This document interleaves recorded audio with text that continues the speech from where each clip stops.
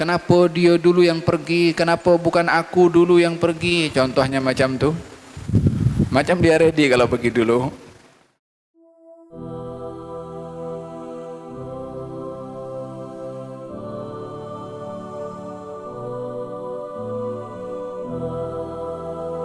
Kata baginda Rasulullah sallallahu alaihi wasallam, kullu ainin bakat yaumal qiyamah.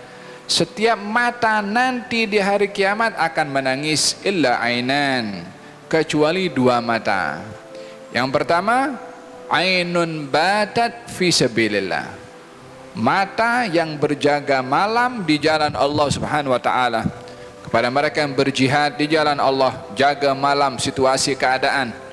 Yang kedua, orang yang pada waktu malam matanya jaga di jalan Allah, mengkaji ilmu, mendalami ilmu yang boleh dimanfaatkan oleh orang ramai, itu juga bahagian daripada fi sabilillah. Yang kedua, wa ainun bakat min khasyatillah, dan mata yang menangis kerana takut kepada Allah. Adapun mata yang menangis karena kehilangan jawatan, kalau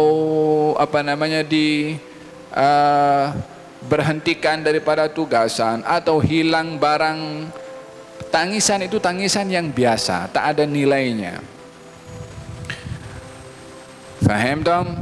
Termasuk tangisan yang mempunyai nilai adalah bila mana menangis karena sedih berpisah dengan orang yang dikasihi, dan orang itu adalah ada kedudukan pada kita, kerabat, orangnya atau bukan kerabat tapi dia orang yang baik, gurunya, jirannya, sahabatnya. Maka tangisan yang bersifat kasih sayang menyebabkan dia akan disayang oleh Allah. Innama yarhamullahu min ibadihi ar-ruhama. Allah akan mengasihi kepada orang-orang yang mengasihi kepada orang lain. Faham dong? Hadza berkenaan dengan masalah tangisan.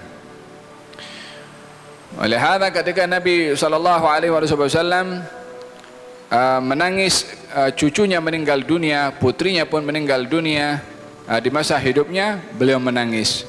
Maka ketika baginda menangis, as-sahabat pun bertanya, ya Rasulullah, engkau pun menangis? Yani waktu itu jarang sekali laki-laki menangis kalau ada yang meninggal daripada ahli keluarganya. Tapi Nabi SAW menangis. Kata baginda Rasulullah, innal aina la tadma' wa innal qalba la yahzan wa inna li firaqika ya Ibrahim la mahzunun. Mata ini boleh menangis, hati sedih berpisah denganmu wahai Ibrahim adalah sangat menyedihkan. Yakni tangisan itu tangisan kasih sayang. Kata baginda Rasulullah, Allah tidak melarang mata untuk menangis. Yang dilarang oleh Allah, Nabi isyarat kepada lisannya sini.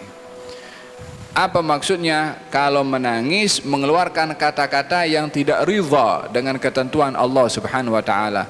Kenapa dia dulu yang pergi? Kenapa bukan aku dulu yang pergi? Contohnya macam tu. Macam dia ready kalau pergi dulu. Tak boleh cakap macam tu. Tapi kena ridha dengan apa yang berlaku daripada ketentuan qada dan qadarnya Allah Subhanahu wa taala. Walihada seseorang itu bila mana berada dalam keadaan kesedihan, bila mana mengeluarkan kata-kata, mungkin orang itu terlalu sedih sehingga keluar kata-kata yang mungkin tidak sesuai dengan ajaran agama, orang-orang di sekelilingnya mengingatkan, tak boleh cakap macam, tapi dengan eloklah. Jangan jangan marah-marah pula kepada orang itu. Dia dalam keadaan sedih, dia tak dapat mengawal emosinya. Kalau satu hari baginda Rasulullah lalu di sebuah pekuburan, nampak seorang perempuan di tepi kubur yang menangis dengan begitu banyak, dan nampak kesedihan yang luar biasa kepada perempuan itu di samping kubur anaknya yang meninggal dunia. Maka baginda Rasulullah mengingatkan kepada perempuan itu dengan lemah lembut, wahai hamba Allah, bersabarlah kamu dan mintalah ganjaran daripada Allah akan musibah yang menimpa kamu. Kata perempuan itu mengatakan, kamu pergi saja, kamu tak rasa apa yang aku rasa. Maka Nabi pun tinggalkan, Nabi tak marah pun. Kemudian setelah dimaklumkan kepada perempuan itu kalau yang menegur tadi adalah Rasulullah, maka perempuan itu datang memohon maaf kepada Nabi. Kata baginda Rasulullah, innamas sabru inda sadmatil ula. Kesabaran itu pada kali pertama musibah menimpa kepada kamu, itulah letak kamu untuk bersabar. Yani yang menentukan nilai kesabaran seseorang ketika musibah menimpa kali pertama kepada dia, itulah letak untuk kita mengambil sikap sabar. Faham tom?